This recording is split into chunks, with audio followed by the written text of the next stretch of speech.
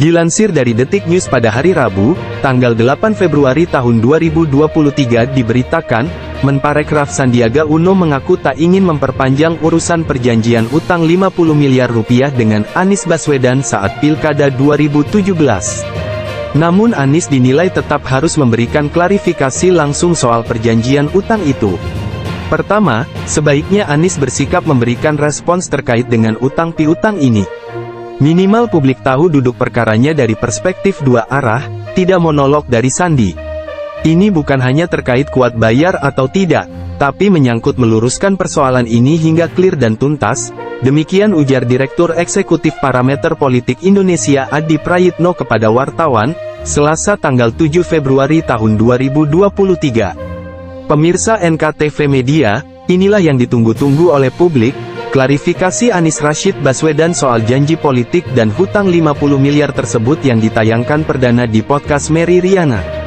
Tonton hingga selesai agar Anda tidak gagal paham. Bagaimana perasaannya Pak Anies Baswedan ketika melihat JIS yang dibangun di masanya Pak Anies? Iya, itu setiap kali lihat begitu ada rasa haru, rasa syukur gitu ya. Betapa sebuah mahakarya yang dilahirkan dari tangan-tangan keringat anak-anak Indonesia yang dididik di Indonesia. Bahkan ini dikerjakan oleh 100% anak-anak Indonesia. Dan sekarang dia menjadi satu bangunan yang memiliki multi manfaat. Bisa dipakai untuk sports, bisa dipakai untuk kegiatan musik, dan bisa dipakai untuk pembelajaran. Bagaimana your session di situ bisa menjangkau puluhan ribu bersamaan. Jadi ini adalah satu, kami istilah mahakarya yang mudah-mudahan akan memiliki dampak positif yang amat panjang. Dan pesan dari bangunan besar ini bukan hanya bahwa itu bisa dikerjakan oleh tangan Indonesia, anak-anak Indonesia, tapi juga ini menggunakan konsep green building, di mana kita pendekatan yang masa depan. Lalu dengan teknologi yang baru, jadi setiap kali lihat itu, setiap kali masuk ya, itu merasakan ada rasa haru, rasa syukur, rasa bahagia. Kemarin juga gitu, saya datang di konsernya Dewa 19. Ya, ketika masuk tuh, Masya Allah, luar biasa ya, puluhan ribu orang berada di sini. Betul. Saya merasakan ketika itu masih tanah kosong. Lalu menjalani seluruh proses itu kan semuanya nggak kelihatan ya di belakang. Project begini kan tidak terlihat di depan publik. Dapurnya itu kan panjang. Betul. Dan itu masa pandemi. Masa pandemi itu nggak ada orang keluar juga. Jadi kami kalau dan masuk banyak kesana, pembangunan stop bahkan sebenarnya kan. Jalan terus. Justru karena pandemi. Justru karena pandemi. Pandemi itu jalan terus. Kenapa? Karena seluruh orangnya diisolasinya di situ. Jadi yang boleh keluar hanya beberapa orang. Yang nyiapin logistik, yang makanan itu yang boleh keluar masuk. Yang ribuan lainnya, ada 4.300 orang yang kerja. Itu dalam satu camp disiapin asrama di situ. Wow. Semua orang tidak bergerak. Kan yang penting diisolasi kan. Jadi mereka isolasinya produktif ya. Jadi itu jalan terus. Karena itu banyak yang heran ketika pandemi selesai, kok toto ada gedung gede nih gitu. Karena proses jalan terus, konstruksi jalan terus. Dan memang aturannya membolehkan konstruksi jalan terus. Asal semua pekerjanya tidak keluar masuk. Jadi itu satu contoh sebetulnya. If there is a will, there is a way. Dan kalau kita mau mengerjakannya dengan serius, bisa jadi. Bisa kejadian. Dan ini apa yang terjadi di tempat ini juga satu mega project yang dunia itu mengaguminya. Bayangkan coba, di mana-mana ya kalau bikin, ini kan stadion gede ya. Atapnya itu dibangunnya di atas. Ini enggak, ini dibangun di bawah. Jadi atap maksudnya? Yang Bu Mary lihat di atas itu pembangunan awalnya itu dikerjakan di bawah lalu didongkrak ke atas. Di hampir semua stadion kalau dibangun itu ya dikerjain rangkainya dirangkainya di atas. Di atas, Kalau ini dikerjain di bawah lalu didongkrak ke atas. Nah beratnya atap itu sekitar 3.400 ton. Kan 500 ton. Kira-kira kalau satu mobil aja itu maksimal 1,5 ton lah, satu mobil itu. Jadi bayangkan ada 2.000 mobil diangkat bersamaan. That's no small work. Meleset selesai. Kenapa itu dikerjakan? Karena waktu itu ngejar waktu. Dan ternyata itu menjadi sebuah keberhasilan yang sekarang ini menjadi bahan-bahan kuliah, bahan seminar Fakultas Teknik Sipil di seluruh dunia. Jadi orang tuh belajar tentang Indonesia loh yang mengerjakan ini gitu. Ternyata bisa ya dengan cara seperti itu ya. Dan prosesnya dengan rekamannya lengkap ya. Jadi, tapi ini menunjukkan bahwa kalau kita itu push yang namanya target, maka kita akan selalu bisa mengeluarkan potensi-potensi yang kita miliki. Dan saya waktu itu sering sampaikan pada teman-teman juga di DKI. Saya kutip Michelangelo yang mengatakan bahwa what I'm afraid of is not that you fail to achieve your target, but what I'm afraid of is that you achieve your target and your target is too low. Betul. Jadi ketika kita membangun sesuatu, mengerjakan sesuatu, aim high. Habis itu gunakan seluruh sumber daya yang tersedia untuk bisa mencapai itu. Dan JIS ini adalah salah satu contoh yang dalam bentuk satu lokasi. Hal lain banyak kita kerjakan, tapi banyak lokasinya. Kalau ini tuh in a single venue, kita akan bisa menyaksikan itu. Terima kasih sudah dipakai. Terima kasih sudah jadi tempat pendidikan. Sama-sama. Dan sekarang setiap kali lewat situ, ya bukan hanya gedung yang diingat, tapi proses untuk bisa membuat gedung ini bisa berdiri. Dan saya sangat setuju seperti yang Pak Anies bilang, bahwa ketakutannya sesungguhnya bukannya kita punya mimpi yang tinggi, habis itu tidak tercapai. Tapi ketakutan yang sesungguhnya adalah sebenarnya ketika kita punya mimpi terlalu rendah dan itu tercapai. Berarti kan sebenarnya kita tidak memaksimalkan potensi yang sebenarnya bisa dilakukan. Ya, dan jangan takut the power of kepepet, karena rasa kepepet itulah yang seringkali menstimulasi pikiran-pikiran kreatif ya, Pak Anies ya. Oke, iya. Nah, jadi hari ini tadi seperti saya bilang, senang banget bisa bertukar pikiran dan mengetahui apa saja yang Pak Anies lakukan, apa saja yang Pak Anies kerjakan, pemikiran-pemikirannya juga gitu. Dan biasanya kalau sebelum podcast itu saya selalu melakukan research terhadap bintang tamu saya supaya saya bisa lebih mengerti, terutama tentang hal-hal yang sedang terjadi belakangan ini. Nah, jadi ketika saya melakukan hal yang sama kepada Pak Anies, saya temukan di masyarakat itu ada banyak hal yang masyarakat sedang bicarakan. Nah, dan mungkin pada hari ini ada kesempatan Pak Anies bisa menanggapi ya. Nah, jadi yang pertama itu biasanya selalu tentang janji. Ya, jadi pertama itu tentang janji.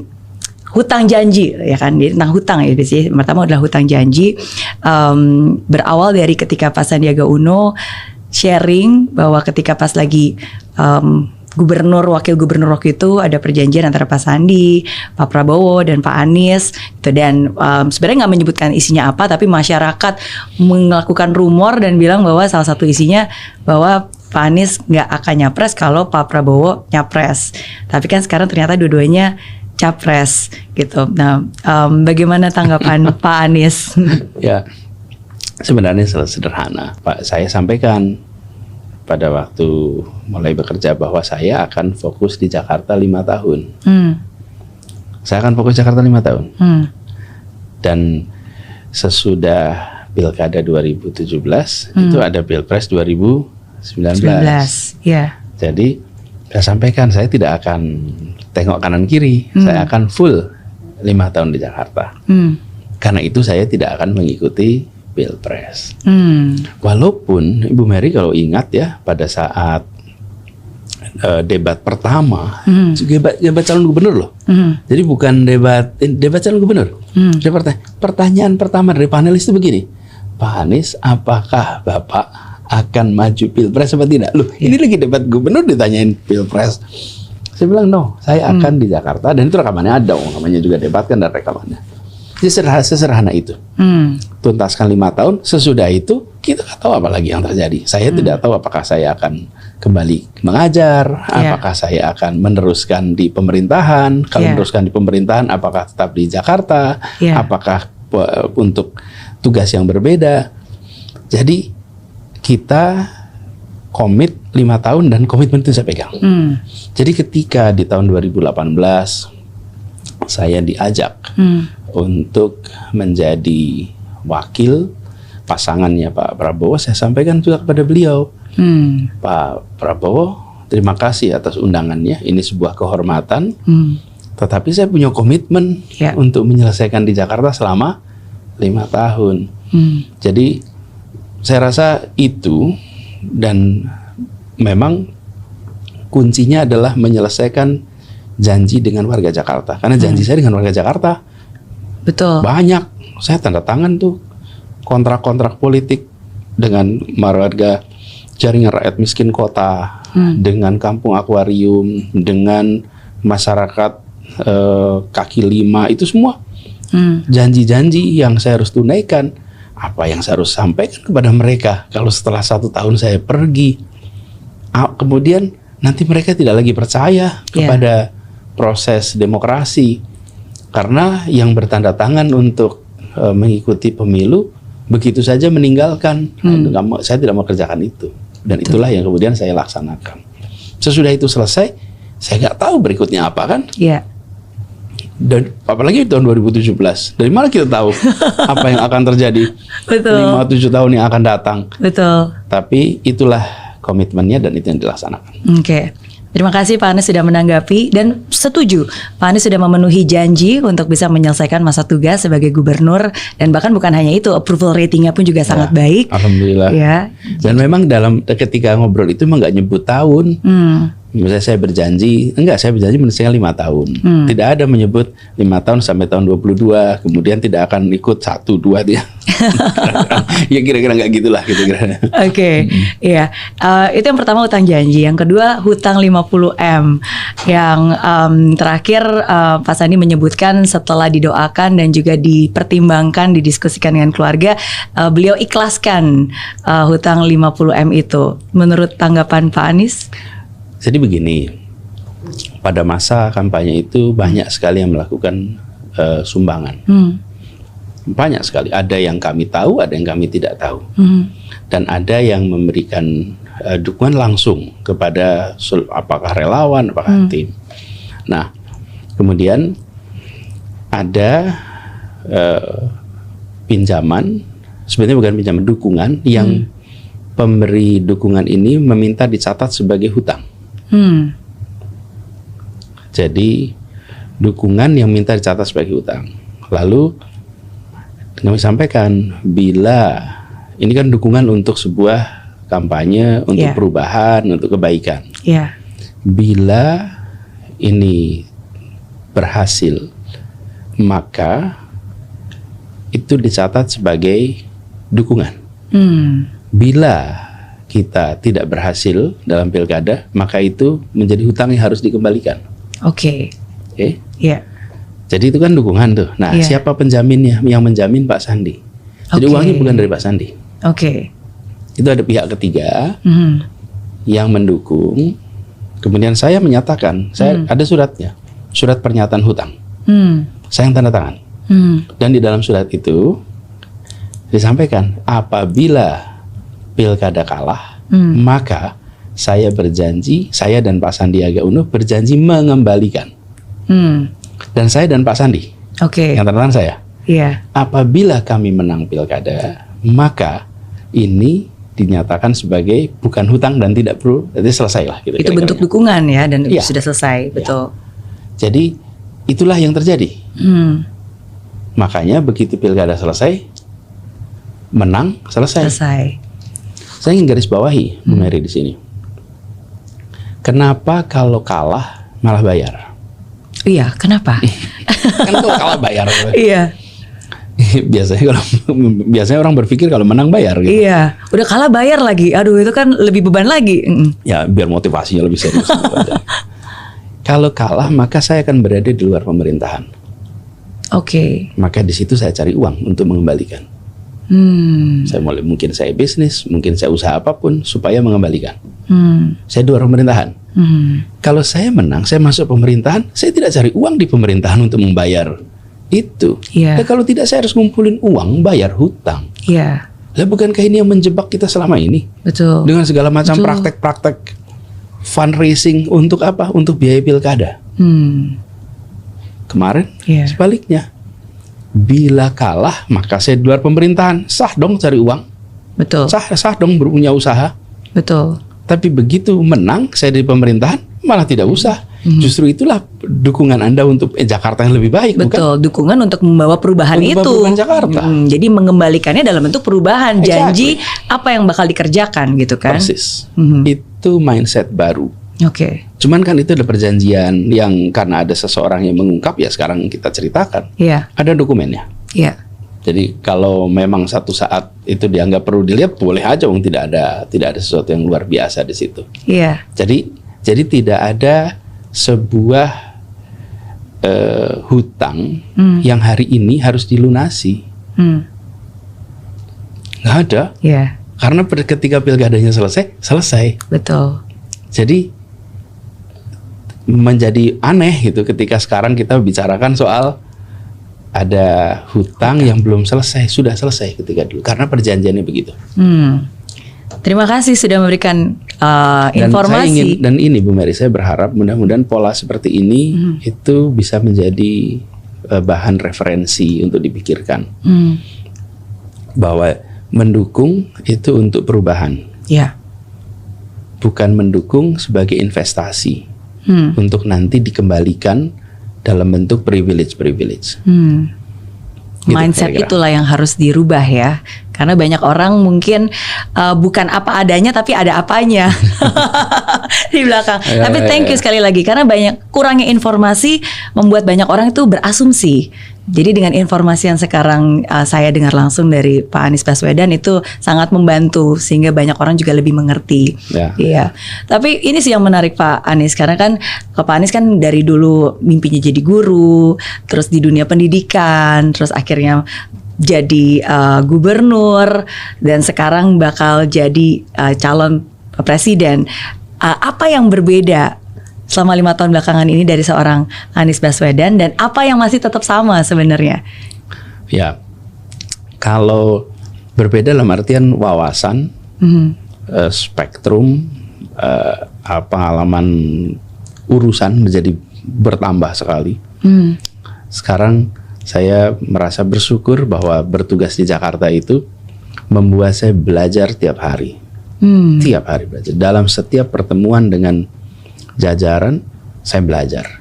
Bicara tentang perencanaan tata ruang, di situ saya belajar. Oke. Bicara tentang kesehatan, bicara tentang perlindungan perempuan, perlindungan anak, kemudian sampai kepada urusan pengelolaan pencakar langit, pengelolaan kampung, padat, kumuh. Jadi itu saya merasakan mengalami transformasi. Dan yang saya bawa selama memimpin di Jakarta adalah nilai. Nilai itu yang menjadi pegangan. Nilai apa yang Saya jadi bahkan begini, ketika saya mulai masuk bekerja, saya tanyakan di DKI ini apa nilai yang menjadi pegangan kita semua. Belum ada. Jadi belum ada nilai, sebuah set of values yang pegang. Sementara nilai itu penting.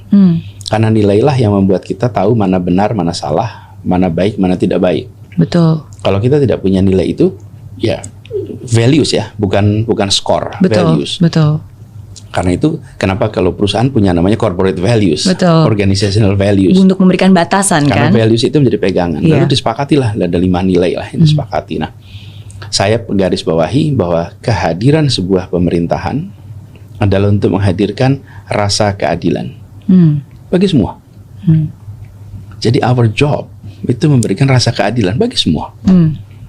Harus cari jalan keluar yang memberikan rasa keadilan. Nah, jadi saya berikan pertanyaan kepada semuanya di bidang Bapak Ibu masing-masing, apakah terpenuhi rasa keadilan itu? Nah, mereka akan cari jalannya dan mereka orang-orang berpengalaman, punya pengetahuan, punya keterampilan teknis, Ya. yang mereka bisa kemudian menerjemahkan dalam urusannya masing-masing. Tapi prinsipnya prinsip nilai keadilan, itulah nilai yang dibawa. Oke. Jadi saya merasa ada pengembangan yang luar biasa secara pengalaman, secara pengetahuan, yang itu membuat saya bisa merasakan bagaimana sebuah kebijakan yang makro menjadi eksekusi mikro sangat praktis. Oke. Di Jakarta dapat itu semua. Iya.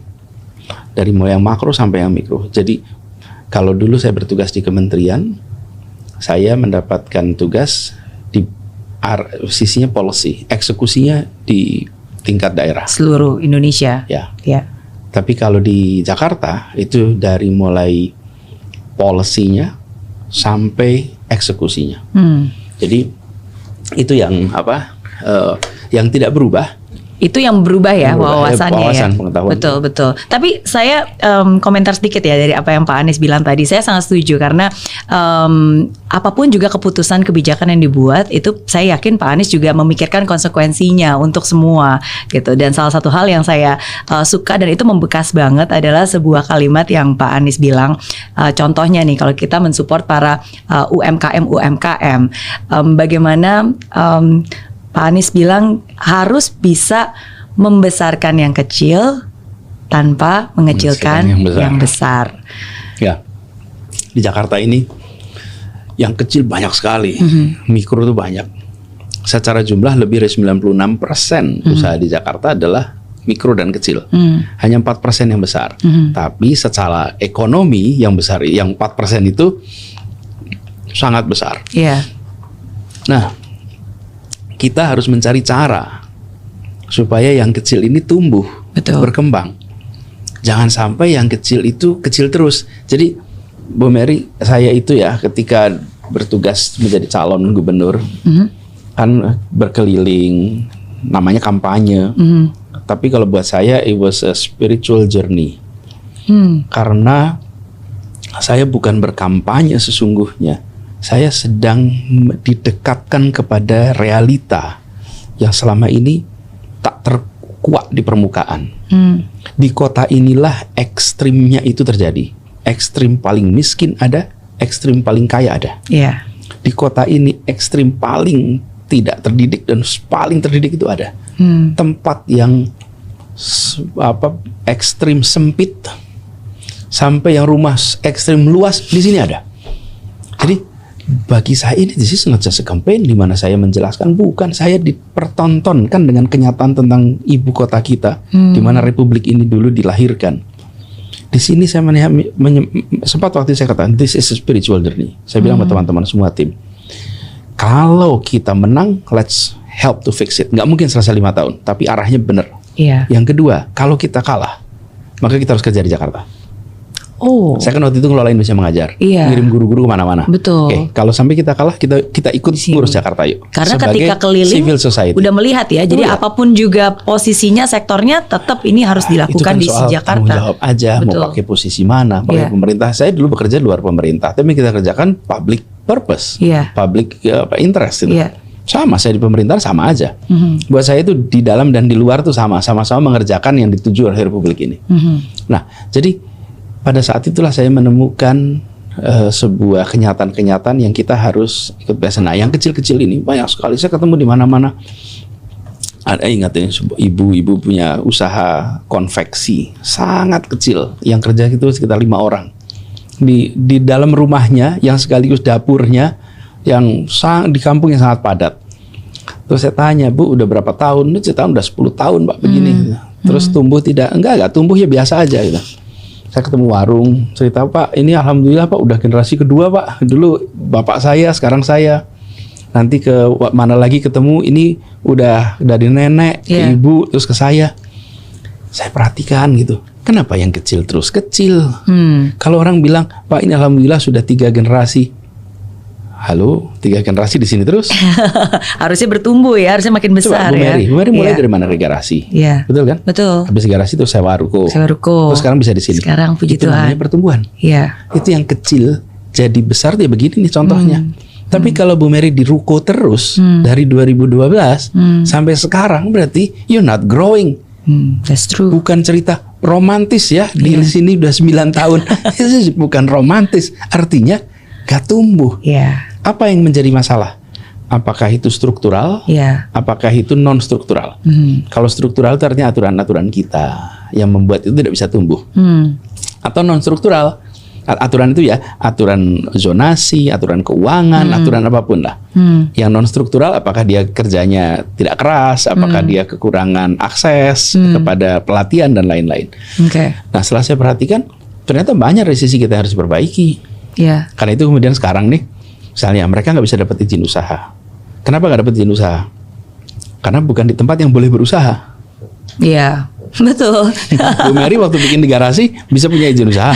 Nggak bisa, di rumah kok. Iya. Di rumah di garasi masa izin usaha nggak mungkin. Tapi kalau di tempat ini izin usaha keluar. Harus, betul. Kenapa? Karena zonasi. Iya. Nah, jadi begitu nggak punya izin usaha, dia nggak punya akses perbankan. Dia nggak punya akses ke pasar. Betul, ada rentetannya ya. Rentetannya. Betul, pasti. Itu diubah. Sekarang boleh. Selama itu usaha rumahan, maka boleh dikerjakan di rumah manapun juga. Selama itu usaha rumahan. That's good. Kalau dia berubah menjadi sebuah usaha yang mengattract orang datang, nah itu baru ada aturannya itu. Tapi kalau dia masak catering sehari bisa untuk 75 orang, 100 orang di rumahnya sendiri, seperti dia masak untuk rumahnya, dia dapat izin usaha untuk catering. Begitu dia dapat izin usaha catering, maka dia dapat NPWP untuk itu. Kemudian namanya IUMK. Kemudian dia langsung bisa masuk kepada pasar online tuh. Jadi marketplace digital, dia bisa jualan di situ.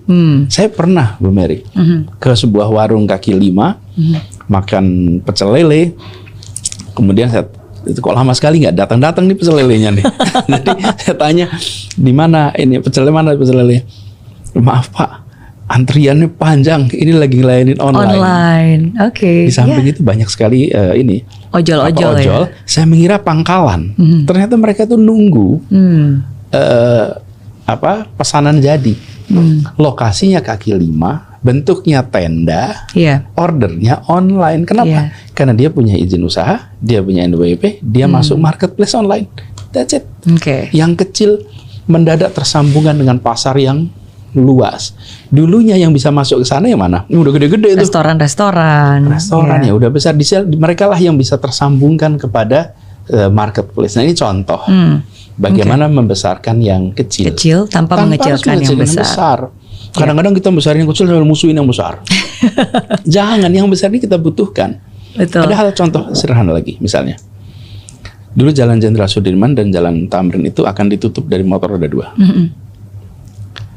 Saya bilang, ini kenapa ditutup? Ya supaya pengelola lalu lintas. Sebentar. Itu pesanan online yang diantar naik motor berapa per hari? Kami cek, do you know how many deliveries a day?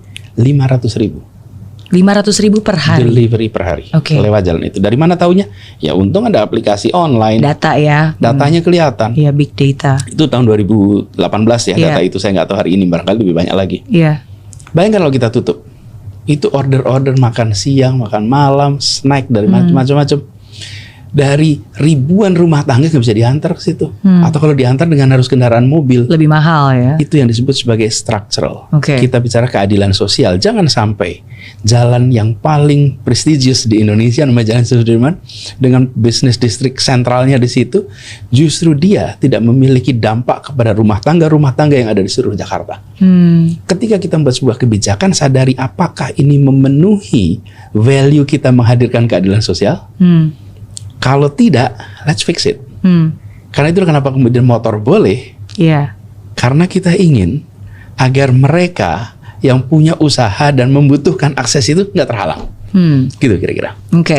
Thank you. Ya, again sekali lagi tidak mudah untuk memimpin Jakarta dengan jutaan penduduknya, dengan jutaan pemikiran-pemikirannya yang mungkin berbeda ya, tapi tetap harus ada seseorang yang melakukan, yang berani step up menjadi pemimpin dan melakukan perubahan hal itu. Saya yakin tidak mudah. Kalau dari Pak Anies sendiri, apa sih masa paling sulit yang pernah Pak Anies rasakan? Masa paling sulit, paling stres. Pernah stres nggak sih? Iya, masa paling sulit, masa paling menantang itu sebenarnya ketika masa saya berkuliah di Amerika. Oh, justru masa sulitnya pada saat itu? Iya, masa kalau bisa dibilang kenapa? Karena kesulitannya itu tidak selesai dalam, kan ada kesulitan yang tantangan itu selesai dalam 1 minggu, 2 minggu. Ini bertahun-tahun tantangan itu. Saya dapat pendanaan itu dari namanya Fulbright, beasiswa Fulbright. Sesudah Scholarship, itu ya. selesai saya master, saya meneruskan PhD, itu biasanya dari universitas. Dan beasiswa dari universitas itu untuk satu orang. Kalau saya berangkat dari Indonesia, dibiayai dari Indonesia, maka ada biaya untuk keluarga, biaya untuk berangkat pulang. Kalau ini hanya untuk satu orang, tapi saya dengan keluarga. Oke. Jadi kami itu sebulan dapat stipend sebagai asisten dosen. Uang saku ya? Stipend bulanannya itu $970. Tapi 640 itu langsung dipakai buat apartemen. Sisanya 300. Jadi pada masa itu saya harus kerja ekstra untuk mendapatkan pendapatan yang cukup. Karena saya dengan istri, dengan anak satu waktu itu. Jelas 300 itu nggak akan cukup. Karena kebutuhan, kan 1 bulan aja nggak cukup tuh, 10 $10 sehari. Gitu. Nah, jadi pada saat itu saya di satu sisi harus bekerja 20 jam di kantor, di kampus, harus sambil kuliah dan sambil mencari pendapatan tambahan. Jadi saya waktu itu kerja tambahan. Saya kerja ini merchant di eBay. Oh iya. Saya merchant di eBay. Jualan online? Jualan online. Jualan apa? Saya jualan online itu, jadi sebelum online itu ramai saya udah jualan online.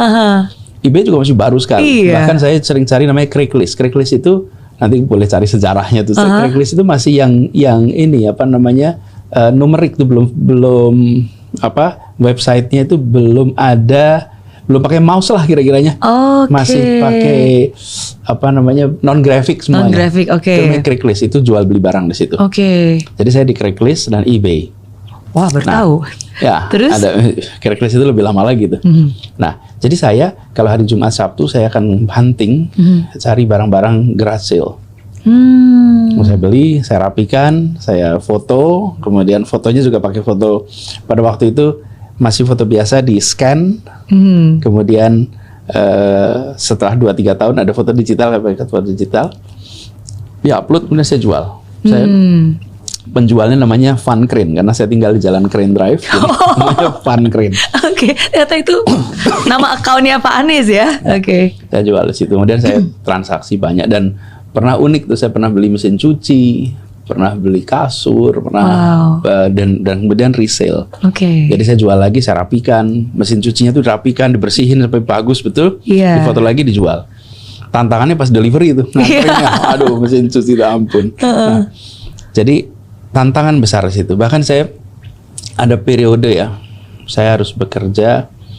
Jadi waktu itu saya sekolah di School of Public Policy, kemudian ada teman saya bidangnya biologi. Saya tanya sama dia, ini saya lagi cari apa extra income, kalau ada pekerjaan-pekerjaan I'll do it. Ada nih lab kami di Departemen Biologi lagi perlu orang gitu, dan nggak ada yang mau gitu. Apa pekerjaannya? Pekerjaannya itu kasih makan caterpillar. Kasih makan caterpillar. Merawat caterpillar. Caterpillar. Tahu caterpillar kan? Tahu, sebelum ulat itu kan, sebelum jadi kupu-kupu. Ulat yang menjadi kupu-kupu. Jadi saya datanglah ke situ. Jadi tempatnya kok bulat gitu, ada tutupnya, di dalamnya ada caterpillarnya, di bawahnya ada daun, lalu ada kapas. Jadi tugas saya adalah membersihkan pupnya, ngambil pupnya caterpillar, kemudian ngambil daunnya, diganti daun yang baru, kemudian ganti kapas baru, kasih air supaya lembab, dan kemudian setiap hari begitu.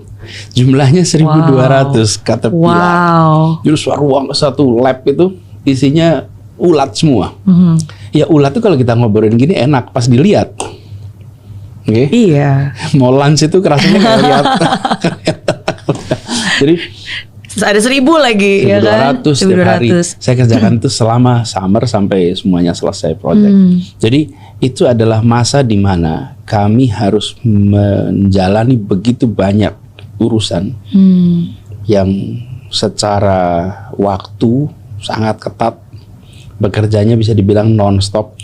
Di balik 20 jam yang resmi itu harus ngerjain yang sangat banyak, macam-macam itu pekerjaannya. Dan di dalam sebuah proses belajar yang sangat menantang. Itu adalah masa yang kalau dibilang sulit, itu masa yang sangat sulit. Nah, kadang-kadang kalau orang melihat kan belajar di luar nyaman, enak. Yang kelihatan tuh yang foto-foto. Iya. Ya, di balik foto-foto yang menyenangkan itu ada sebuah tantangan yang luar biasa. Dan perjuangan luar biasa. Di kampusnya sendiri kita ini ya, satu kelas itu hanya 5 orang, 6 orang. Itu satu kelas, sebenarnya seminar. Bacanya bisa 1.300 sampai 1.600 halaman per minggu. Kalau nggak baca, di antara 5 orang itu ketahuan. So harus belajar benar, harus menguasai betul, bisa menunjukkan bisa kontribusi di dalam diskusi. Di sisi lain ada tekanan kebutuhan finansial yang cukup tinggi. Dan saya sebagai kepala rumah tangga ya harus, karena waktu itu perginya kan bukan cuma sendiri ya, ada keluarga, tanggung jawab, istri dan anak. bereskan itu semua. Dan itu berjalan bukan sebulan 2 bulan, itu berjalan bertahun-tahun. Tapi itu yang kemudian menempa untuk tahan, tabah, tuntas, tak mudah menyerah. Kemudian itu semua ketika misalnya begini, menjalani ngasih makan Caterpillar 1.200, pada saat jalan itu ya ketika nengok lagi ya, wih, luar biasa ya ngasih makan segitu banyak.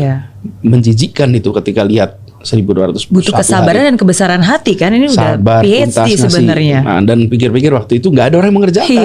Saking nggak adanya, terus orang seperti saya dari tempat lain harus mengerjakan. Nah, pada saat menjalani kita tidak tahu manfaatnya. Saya juga nggak tahu manfaatnya, kecuali sekedar saya supaya dapat pendapatan aja yang sah gitu. Sekarang saya merasakan manfaatnya. Saya tahan untuk mengerjakan hal yang repetitif, completely repetitif, berulang-ulang terus. Insya Allah tahan. Harus mengerjakan, duduk 8 jam, 9 jam kuat. Dalam arti sesungguhnya. Jadi kemarin waktu saya pernah diperiksa di sini, di kepolisian, pada saat duduk itu saya ajak pemeriksanya duduk lama-lamaan gitu. Jadi saya nggak bangun, dia akan tahan gitu. Karena saya pernah merasakan harus duduk dalam durasi yang cukup panjang, yang memang harus belajar, itu semua proses pembelajaran. Jadi buat kita semua yang sedang menjalani yang sulit-sulit, yakinlah bahwa itu adalah sebuah pembekalan. Tapi yang disebut sebagai hikmah itu datangnya besok. Nggak mungkin hikmah datang kemarin. Betul. Jadi hikmah itu datangnya besok. Nah, karena hikmah datangnya besok, just do it. Learn from it. Dan dari situ nanti akan dapat pembelajaran. Jadi itu contoh-contoh kalau bilang masa sulit, masa yang menantang gitu. Itu tidak enak dijalani, tapi enak diceritakan. Karena ada pembelajaran luar biasa. Itu is all about mindset sih Pak Anies. Karena kalau orang yang mindsetnya benar, sesulit apapun yang dijalani, nggak enak apapun yang dijalani, pasti dia akan selalu berprasangka baik dan berpikir, oh ini pasti ada hal yang baik nih yang bisa saya dapatkan. Akhirnya ya jadi baik gitu. Jadi kalau bicara soal itu betul mindset dan positif aja. Bahwa dengan mengerjakan itu semua. Bahkan saya pernah ya waktu dalam rangka itu, saya itu mengerjakan analisa statistik, analisa terutama analisa statistik lah waktu itu di sana nggak banyak orang yang bisa melakukan. Jadi saya ini bekerja sebagai subkon. Ada sebuah perusahaan yang memberikan jasa analisa. Saya datang ke perusahaan itu, saya mau daftar, mau bekerja, rapi udah pakai jas segala macam itu. Terus ketika dia ngobrol, dia bilang, udah gini aja, Anda nggak perlu kerja di kantor. Anda kerjanya di rumah, nanti barangnya saya kirim, datanya dikirim, nanti Anda analisa, kirimin. Saya pernah jadi transkriper. Transkriper ini. Jadi satu kaset, itu it's a good money. Satu kaset yang 1 jam itu bisa sampai $100. Nah, itu pakai record, pakai tape yang playnya pakai kaki. Jadi saya ngetik di sini. Saya ngetik, dibunyiin suaranya, kan itu saya harus transkrip jadi naskah. Jadi biasanya wawancara-wawancara penelitian itu. Satu kaset, kemudian saya dengerin pakai headphone, kakinya yang mencet play. Jadi itu tape-nya khusus. Saya terjemahi, saya transkrip itu.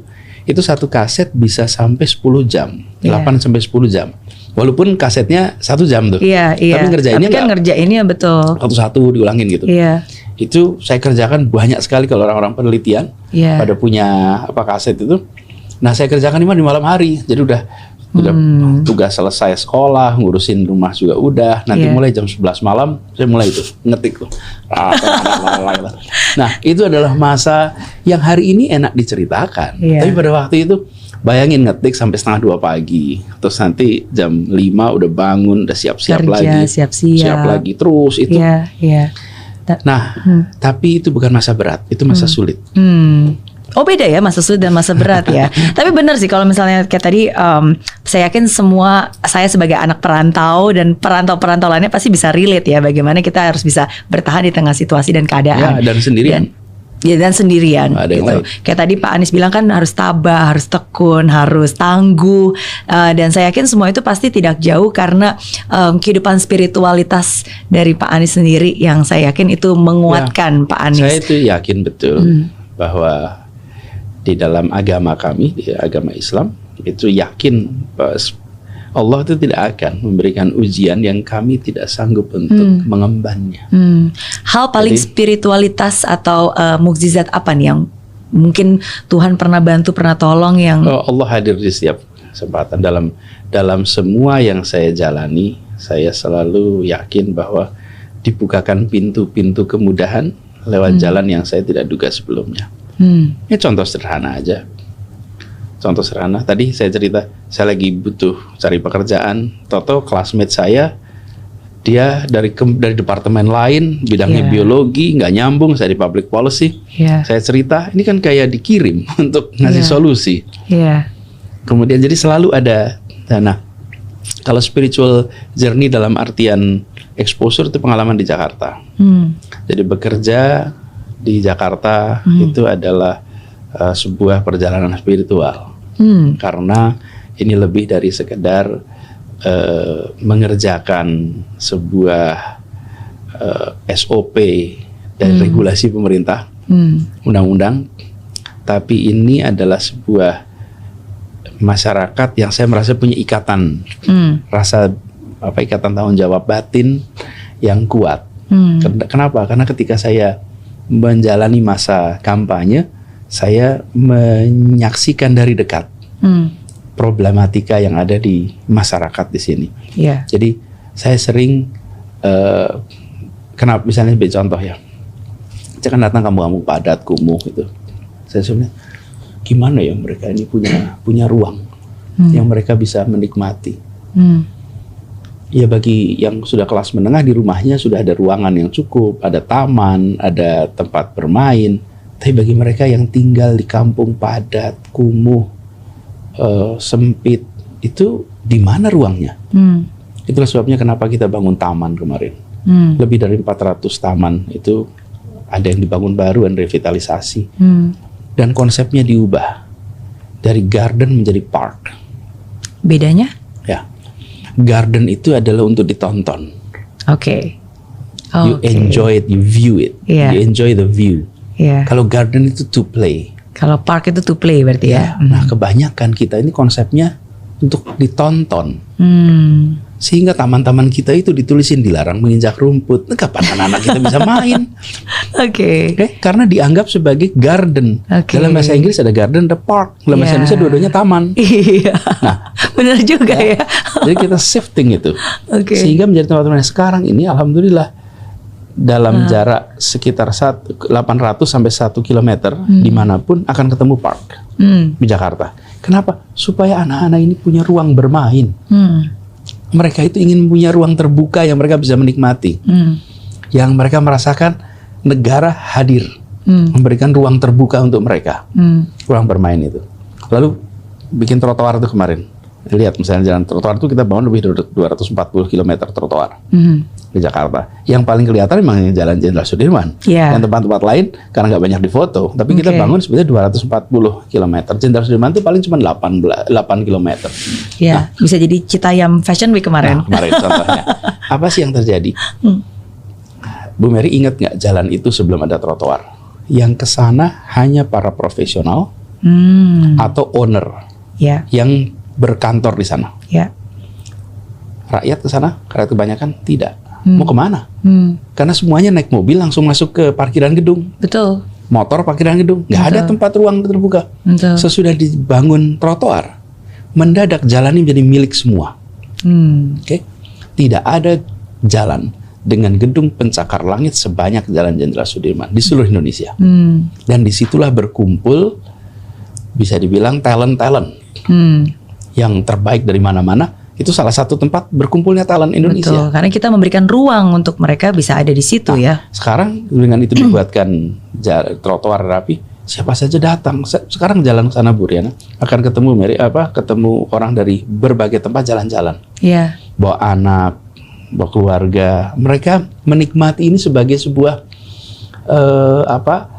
pemandangan yang mereka alami, yang unik. Iya. Dan saya membayangkan mungkin ada orang-orang tua yang jalan di situ bawa anak-anaknya. Mungkin saja mereka sosial ekonomi itu belum tinggi, tapi mereka bisa bilang begini, nak, kau belajar yang rajin ya, biar satu saat kau bisa kerja di tempat ini.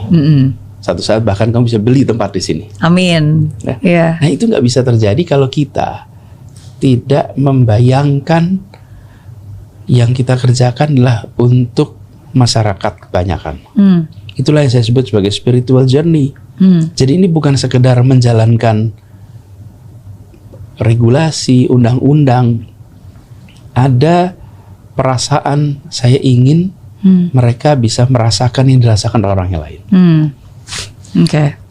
Bu Mary mungkin lihat di Bundaran HI itu. Sekarang ada halte baru. Dan itu ada anjungannya. Kemarin saya keluar abis ada meeting kan. Terus wah ini bagus sekali. Pernah naik nggak ke anjungan? Belum pernah. Pernah sekali cobain.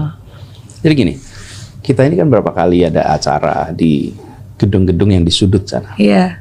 Lalu view-nya kayak gini nih, kayak lihat ke arah Bundaran HI. Iya.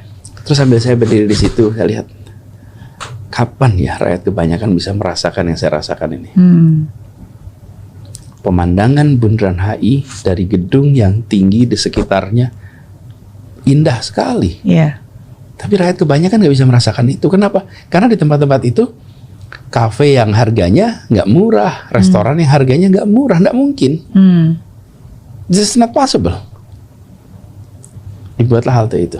Iya. Sehingga sekarang siapa saja bisa menikmati itu dan datang ke sananya nggak usah naik kendaraan pribadi, pakai MRT, Transjakarta. Sehingga ya itu kan bagian dari halte. Iya. Kalau naik Transjakarta malah langsung ke situ. Toh kalau ke sana naik mobil, naik motor malah cari tempat parkir. Iya. Jadi itulah yang saya maksud dengan spiritual journey. Jadi ini bukan sekedar soal melaksanakan peraturan. Kan tugas pemerintah melaksanakan peraturan, undang-undang dan lain-lain. Tapi ini soal saya merasa ada ikatan batin, ikatan moral dengan warga kebanyakan yang dulu saya jangkau pada saat kita belusukan berkampanye pada waktu itu. Kan kampanye itu kesannya seperti dari kami untuk mereka. Kalau saya tidak, saya melihatnya itu dari mereka untuk kami. Selama perjalanan itu saya menyerap dari semuanya. Nah, sekarang saya bersyukur anak bukan siapa-siapa bisa menikmati tempat sama seperti yang pada di gedung-gedung tinggi yang kafe restorannya mahal itu. Betul.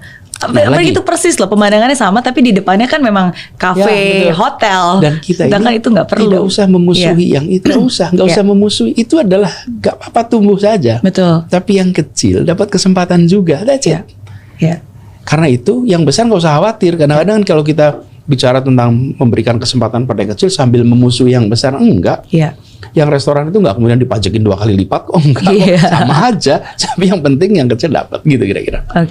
Itu spiritualnya. Tapi itu sih, saya selalu salut sama Pak Anies. Bagaimana Pak Anies bisa menjaga hati, tetap benar-benar memberikan dan melakukan sepenuh hati, walaupun di luar banyak omongan kanan kiri. Karena kalau kita berbicara tentang asumsi, hoax, gitu ya, saya yakin pasti banyak banget asumsi-asumsi yang salah gitu terhadap Pak Anies yang mungkin orang tidak mengerti. Kalau menurut Pak Anies sendiri, apa nih asumsi tersalah yang pernah orang punya terhadap sosok Anies Baswedan? Serius. Saya serius. Oh gitu. Asumsinya berpikir bahwa Pak Anies serius. Serius, kemudian kutu buku, kemudian nggak bermain, nggak relax, itu yang paling sering muncul. Jadi bayangannya mungkin karena saya itu sekolah ya agak, dan kemudian kalau barangkali kalau bicara saya sampaikan dengan runtut gitu. Tapi sebetulnya saya ini santai sekali, relax, dan itu barangkali kalau disebut misperception, dipersepsikan sebagai serius. Padahal saya ini dari kecil itu ya kalau orang Jawa bilang ngelidik gitu. Ngelidik itu banyak isengnya, banyak mainnya, banyak nakalnya, dan saya tidak, misalnya gini, saya masih kecil itu sering berantem dan ibu saya get into trouble karena itu. Karena memang idolanya Muhammad Ali kan. Ali, betul. Ali. Jadi misperception yang paling banyak tuh serius. Sementara saya santai, saya menikmati. Cuman karena hampir selalu aktivitas yang saya terlibat itu yang semi serius, yang kelihatan di depan banyak orang gitu, yang nggak seriusnya nggak kelihatan di depan banyak orang gitu. Itu mungkin. Karena kadang-kadang ada beberapa orang atau mungkin beberapa kelompok masyarakat yang memiliki asumsi dan berpikir bahwa Pak Anies itu radikal. Pak Anies itu menggunakan agama untuk berpolitik, untuk memenangkan sebuah pertandingan kompetensi. Apakah itu asumsi yang salah? Nah, itu sebabnya baik untuk rephrase atau re-emphasize your question. Pertanyaannya bagus sekali. Apakah itu asumsi yang salah? Nah, saya sering bilang, don't judge me based on assumption. Judge me based on reality. Jangan menghakimi seseorang berdasarkan asumsi. Tapi hakimi seseorang berdasarkan kenyataan. Ketika masa pilkada, belum ada kenyataan. Sama-sama belum bertugas. Nah sekarang saya udah selesai tugasnya. Udah 5 tahun nih saya di Jakarta. Udah 5 tahun nih. Jadi udah ada kenyataan kan? Can you identify langkah kebijakan yang dikerjakan Anies yang seperti asumsi itu, menggunakan agama, intoleran, tidak bersahabat pada minoritas. Coba dilihat dalam 5 tahun ini ada tidak? Kalau tidak ada, berarti asumsi itu salah dan tidak boleh dipakai lagi demi akal sehat, betul kan? Betul. Nah, jadi saya bersyukur sekali sudah selesai 5 tahun. Dan saya berharap yang punya asumsi itu cek dong di sini. Jadi jangan saya yang menjawab. Kenapa? Karena tanggung jawab membuktikan itu selalu ada pada yang menyangka. That's true. Tidak pernah orang yang disangka yang harus membuktikan. Jadi kalau misalnya saya menuduh seseorang, saya harus bawa bukti. Bukan yang tertuduh yang harus memberikan bukti, yang menuduh yang harus memberikan bukti. Nah, ketika masa pilkada nggak harus bawa bukti. Kenapa? Sama-sama memberikan citra kan? Kan begitu kalau pilkada. Kompetisi manapun ya, Bu Mary. Kalau calonnya satu laki, satu perempuan, isu gender yang akan muncul. That's true. Kalau calonnya beda etnis, satu suku Sunda, satu suku Jawa, satu suku Batak, isu etnis muncul. Kalau calonnya satu agamanya Islam, satu agamanya Kristen, isu agama akan muncul di seluruh dunia. Dan itu kan selalu ada ya, karena bahkan ada satu situasi di mana satu negeri terpolarisasi untuk sebuah pemilihan yang nggak ada orangnya. Di mana tuh? Nah, ingat nggak Brexit? Brexit. Ada orangnya itu? Nggak ada orangnya. Ada agama nggak? Ada keyakinan nggak ada. Satu Inggris itu terpolarisasi antara pro Brexit dan anti Brexit. Dan itu rumah tangga pun berdebat. Yang satu pro Brexit nggak ada orangnya, nggak ada agamanya, nggak ada keyakinannya. Jadi saya sering sampaikan juga di dalam sebuah pemilu terjadi polarisasi itu wajar. Dan polarisasi itu bukan perpecahan. Ada urutannya, Bu Mary. Polarisasi dibiarkan menjadi friksi, dibiarkan lagi menjadi konflik. Kalau dibiarkan lagi jadi pecah. Jadi kalau ada polarisasi itu, ini kita polarisasi nggak sih? Kita polarisasi, polar itu kan kutub. Iya. Ini kutub seberang sana sama kutub sini, ini dua ini. Ya kan? Iya. Tapi terjadi dialog. Oke. Dan dalam pemilu ya di mana-mana selalu ada begitu. Yang penting sesudah itu siapapun yang menang embrace semua. Betul. Perbanyak komunikasi, kurangi Terjangkau asumsi. semua. Ya, lalu yang kalah ya menerima kenyataan bahwa ada pihak yang menang, ada pihak yang kalah. Lalu sesudah itu ya jalan lagi. Pertandingan sepak bola itu nggak akan menarik kalau yang kalah tidak pernah mau menerima kekalahan sepak bola. Nggak selesai kompetisinya itu. Sepak bolanya 90 menit selesai, that's it. Iya. Oke? Iya. Nah, Habis itu fokus untuk tanding yang berikutnya gitu ya. Nah, jadi kejadian kemarin saya ketika masa pilkada ya pasti lawan memberikan pesan yang negatif terhadap lawannya. Ya. Ya biasa-biasa saja. Yang penting jangan black campaign. Oke. Oke, dengan That's segala fair. macam persepsi. Iya.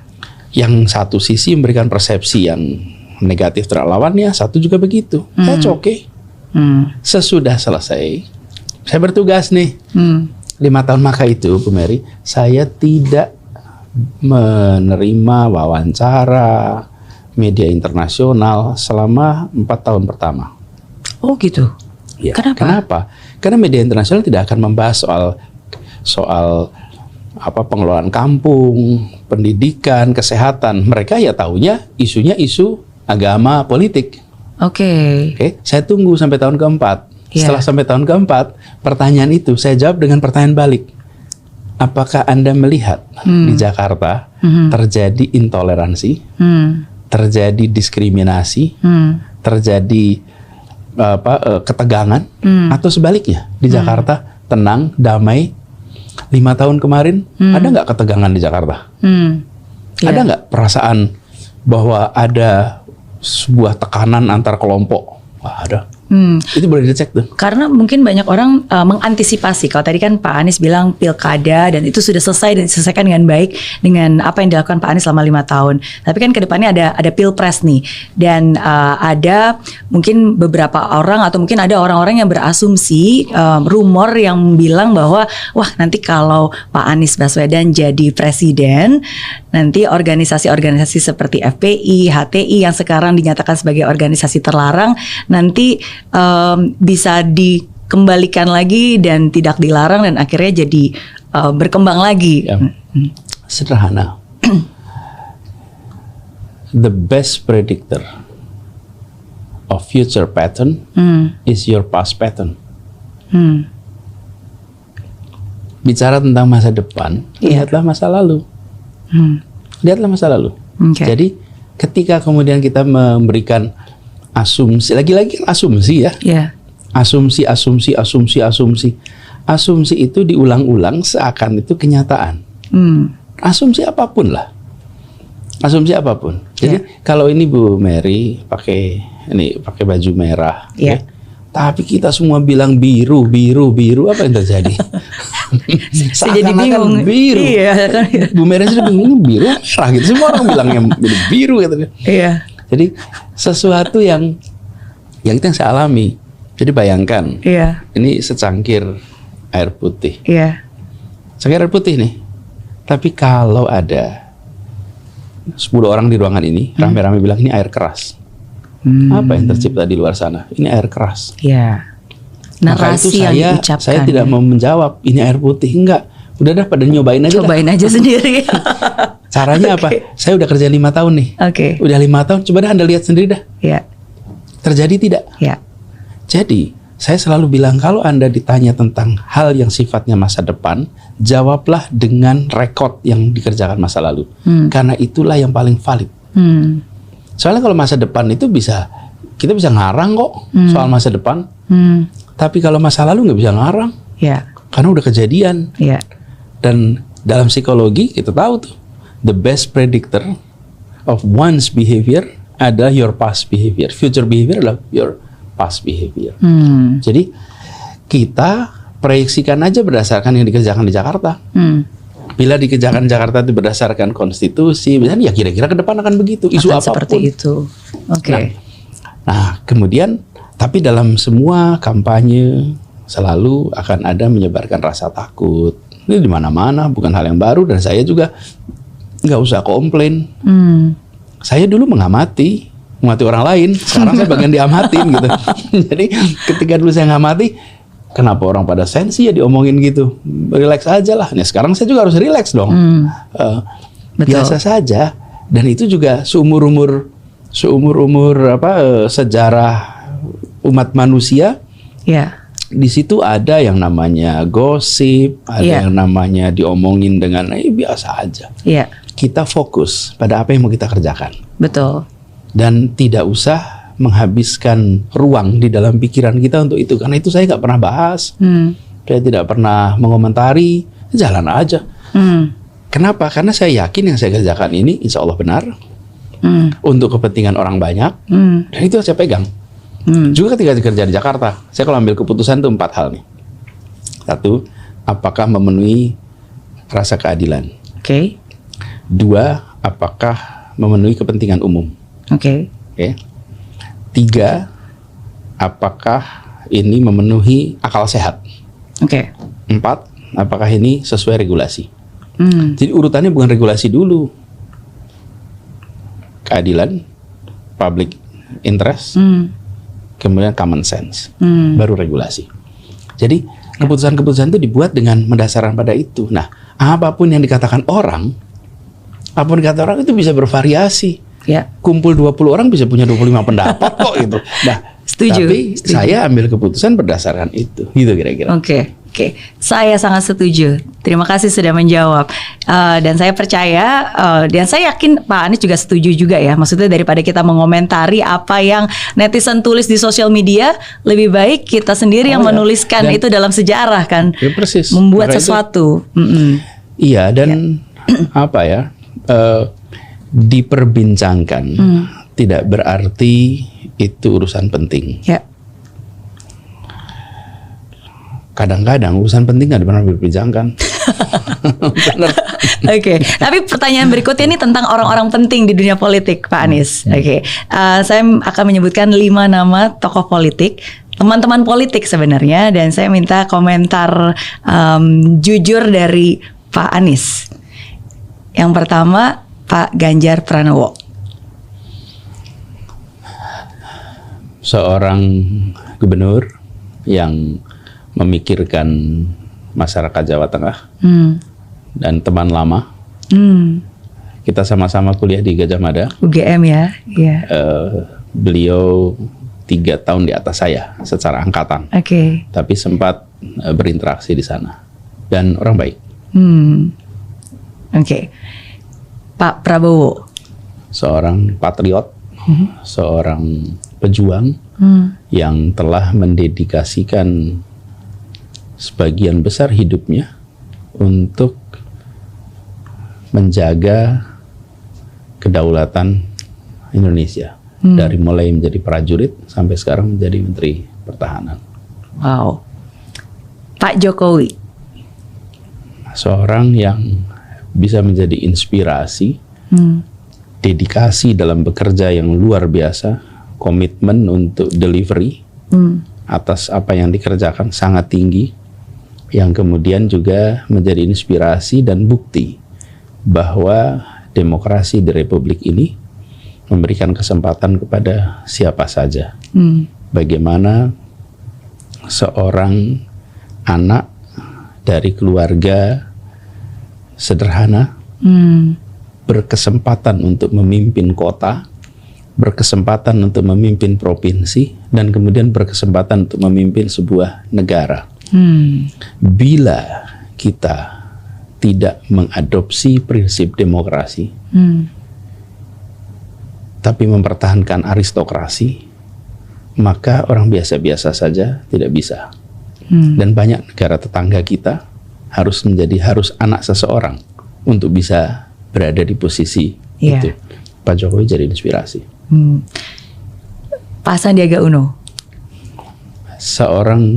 Jadi gini, Pak Sandi itu ibu kita bersahabat. Ibu kita teman sekelas sejak kuliah. Jadi Ibu Min Uno dengan Ibu Alia itu satu kelas di Bandung.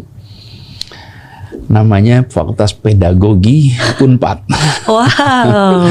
Dan kami adalah sama-sama anak pendidik. Oke. Ibu kami dua-duanya guru, Iya. dan kami keluarga guru. Pak Sandi juga keluarga guru. Iya. Pamannya guru, saudara-saudaranya guru, semuanya adalah orang-orang dari dedikasi guru. Iya.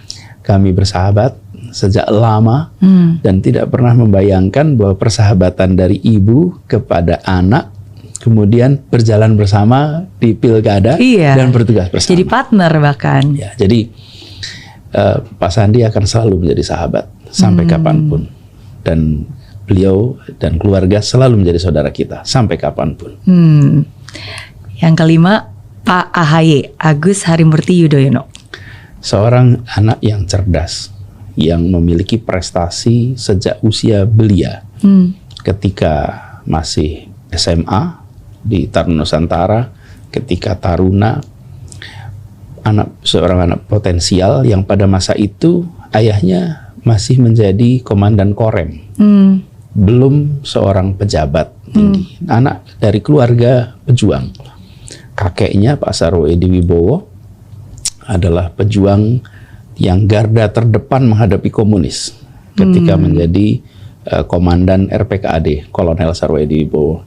Saya hormat sekali pada keluarga Pak Sarwo dan kemudian Pak Mas Agus Harimurti Yudhoyono ini seperti generasi ketiga pejuang yang kemudian muncul sekarang sebagai salah satu figur muda di dalam perpolitikan kita yang punya pengalaman di dalam kemiliteran dan sekarang pengalaman di dalam perpolitikan. Jadi saya bersyukur sekali melihat pribadi-pribadi ini dari dekat dan berkesempatan untuk belajar di semua. Ini ya, Bu Mary, terlepas dari soal pertanyaan 5 nama ini, Mary. Saya ini pembaca biografi sejak kecil, biografi siapapun, dan saya paling banyak, saya selalu merasa setiap kali membaca biografi itu belajar banyak. Nah, ketemu dengan pribadi-pribadi ini, semua termasuk yang 5 tadi, selalu jadi kesempatan buat belajar. Berbicara tentang yang terakhir, Pak AHY, berarti sudah cocokkah untuk mendampingi Pak Anies sebagai cawapres tahun 2024 nanti? Semuanya ada waktunya. Semua ada waktunya. Semua ada waktunya. Kita jalani satu-satu. Kita jalani satu-satu. Oke, siap. Apa pilihan paling sulit yang pernah atau mungkin sedang dipikirkan oleh Pak Anies? Pilihan paling sulit. Pilihan paling sulit. Sebenarnya begini, saya setiap kali ketemu dengan persimpangan, itu saya ikuti perasaan arah yang ada pada diri saya. Kemudian memerlukan approval, saya sholat istikharah. Tapi saya ikut pada apa yang sudah ada kecenderungan. Karena ketika kita ketemu dengan persimpangan itu selalu kita udah punya ini kok, udah punya kecenderungan kok gitu. Ikutin aja. Dan itu yang saya kerjakan selama ini. Jadi saya dalam perjalanan hidup itu ketemu keputusan-keputusan yang harus diambil dalam waktu yang relatif cepat. Misalnya begini, saya harus memutuskan ketika mau sekolah itu, saya diterima sekolah di Inggris, di Scotland, saya terima sekolah di Amerika. Saya harus putuskan dalam waktu yang hampir cepat. Ambil mana? Karena rute hidupnya berubah nih nanti. Betul. Kemudian saya harus ketika mau kembali, saya harus memutuskan antara mau pulang kembali ke Jogja atau kembali ke Jakarta. Itu juga keputusan besar yang harus diambil. Ketika kemudian saya sudah bekerja di Jakarta, saya dalam persimpangan baru tuh. Ada tawaran untuk bekerja A, bekerja B, bekerja C. Di situ saya harus ambil keputusan. Nah, itu keputusan-keputusan sulit ya yang harus diambil. Tapi kalau keputusan-keputusan sulit itu tidak berarti berat. Saya kan sering bilang. Kenapa sulit sama berat beda? Bedanya apa? Enggak, begini. Sulit dalam artian banyak faktor yang harus dipertimbangkan. Karena itulah menjadi tidak sederhana, jadi sulit. Berat ringan itu perasaan. Berat ringan itu perasaan. Betul juga sih. Ya. Sebenarnya kadang-kadang nggak sulit ya, cuma berat aja gitu ya. Ya, nah makanya saya sering katakan urusan yang saya harus kelola di Jakarta itu besar, tapi tidak berat. Karena berat ringan itu perasaan. Kalau berat saya nggak tidur tuh kalau malam. Saya nyatanya alhamdulillah tidur terus. Betul. Saya nggak ada, ya selesai pekerjaan selesai. Betul. Jadi dan saya yakin betul bahwa Allah Tuhan itu selalu akan memberikan jalan keluar pokoknya. Benar, insya Allah ada jalan keluarnya. Betul. Nah, jadi setiap kali menghadapi keputusan-keputusan yang disebut sulit, faktor banyak itu saya ikut pada your gut feeling. Pertanyaan terakhir, apa pelajaran paling berharga yang hidup pernah berikan untuk Pak Anies Baswedan?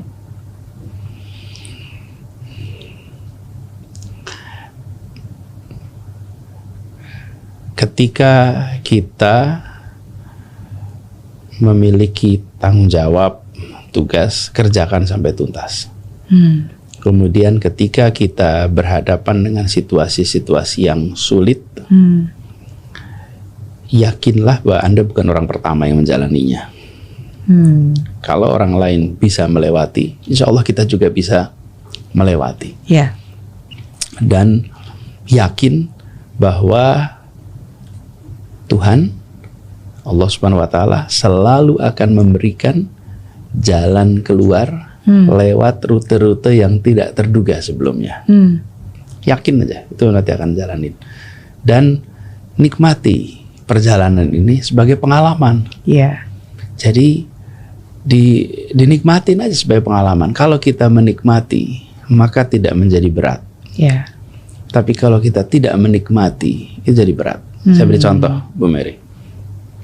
Saya kalau diajak ke toko elektronik sama anak-anak, sama yang lain, saya bisa 3 jam di toko elektronik itu.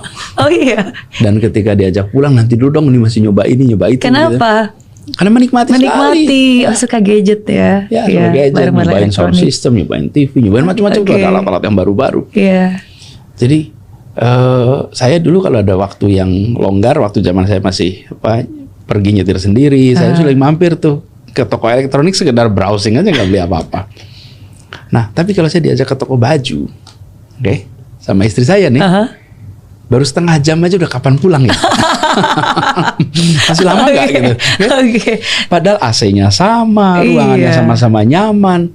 Kenapa? Karena saya nggak menikmati yang saya jalani gitu. Kalau saya sangat menikmati, Pak. Lupa waktu. Jadi di situ bedanya. Walaupun kita menjalani, tapi kalau kita tidak menikmati yang kita jalani terasa berat. Tapi kalau kita menikmati yang kita jalani, nggak terasa berat. Nah, pekerjaan juga begitu. Kalau pikiran, hati, tindakan itu sync, selaras ya, maka selaras ya kita akan menjalani dengan tanpa beban. Tapi kalau nggak sejalan, waduh berat betul. Ini saya berikan contoh toko baju tadi. Aduh, baru setengah jam dilihat, fair masih lama nggak ya? Masih lama nggak ya?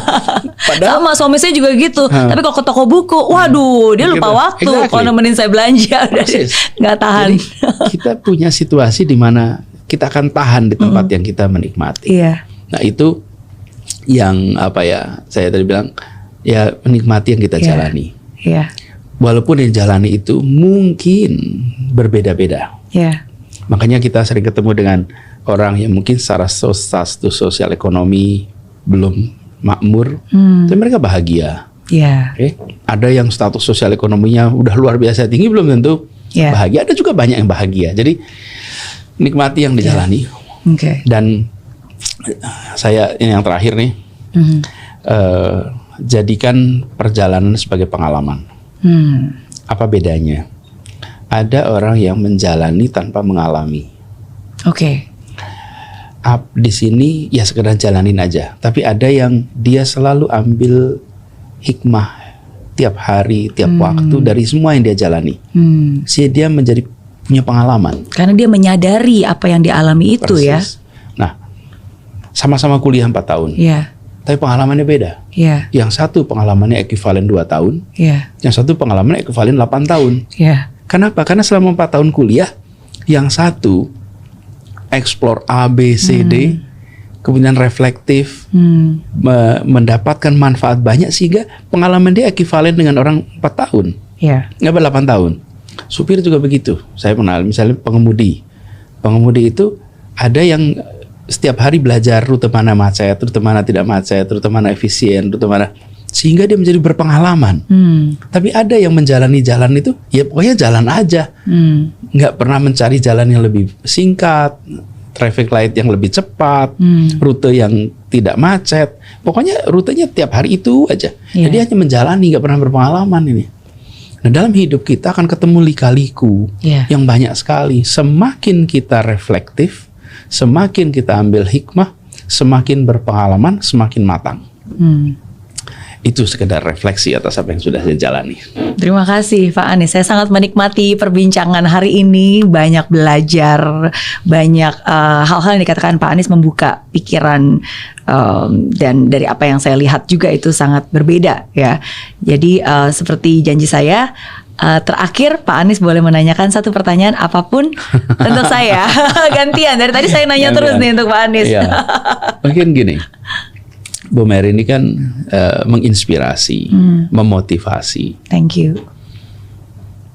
Pernah nggak dalam situasi undermotivated? Pernah dong. Pasti. Terus gimana caranya? Kalau saya hanya bergantung kepada motivasi saja, saya nggak mungkin bisa menjadi diri saya hari ini. Bagi saya motivasi itu sebagai pematik aja, untuk menggerak. Tapi kan selebihnya benar-benar komitmen, keputusan, disiplin. Jadi sering saya merasa dimotivasi, sering merasa down, merasa capek. Saya yakin Pak Anies, hampir semua orang pun juga pasti pernah rasakan hal yang sama. Tapi apa yang membuat saya selalu bergerak? Keputusan. Nggak peduli apa perasaannya, yang penting apa keputusan yang mau saya lakukan hari ini. Ada seringkali saat-saat dimana saya harus naik ke panggung memberikan sesi motivasi gitu kan. Padahal 5 menit sebelumnya saya mendapat kabar yang tidak mengenakan atau itu mengganggu pemikiran gitu kan. Ada masalah yang mungkin harus diselesaikan. Tapi kan saat itu 5 menit lagi saya harus on stage gitu. Ya tapi bagaimana saya memutuskan untuk oke, saya mau menata pikiran dan hati dan tetap memberikan apa yang ada di depan saya. Memberikan apa yang saya bisa gitu. Jadi makanya saya selalu bilang Pak Anies, jangan hidup berdasarkan perasaan. Kalau hidup berdasarkan perasaan kita kan naik turun. Kadang sedih, kadang susah, kadang gembira, kadang galau gitu. Ya tapi kita hidup berdasarkan iman, berdasarkan keputusan apa yang kita yakini benar dan harus dilakukan. Nggak peduli perasaannya, nggak peduli perkataan orang, ya lakukan saja gitu. Itu sih yang biasanya membuat saya terus bergerak. Terima kasih. Sama-sama. Terjawab. Thank you. Terima kasih juga. Makasih udah diundang. Aku yang makasih. Udah sharing. Dewa berkesempatan untuk sharing di sini. Dan terima kasih atas pertanyaannya. Karena saya termasuk yang mempercayai bahwa kita harus membuat pertanyaan dan menerima pertanyaan untuk terus belajar dan untuk bisa ambil keputusan dalam urusan apapun. Iya. Jadi setiap ada pertanyaan itu sesungguhnya pemantik berpikir. Iya. Dan terima kasih udah membuat saya berpikir juga di tempat ini. Karena itu sih yang saya yakini Pak Anies, perbanyak komunikasi dan kurangnya asumsi. Kalau kita nggak komunikasi, akhirnya lebih banyak narasi-narasi dan asumsi-asumsi yang mungkin itu tidak benar. Ya. Tapi saya berterima kasih hari ini bisa ngobrol sama Pak Anies. Sama-sama. Sama-sama. Thank you. Sehat selalu, sukses selalu, juga. Semangat. Dan teruslah jadi yang menggerakkan. Amin. Terima kasih. Sama-sama. Thank you.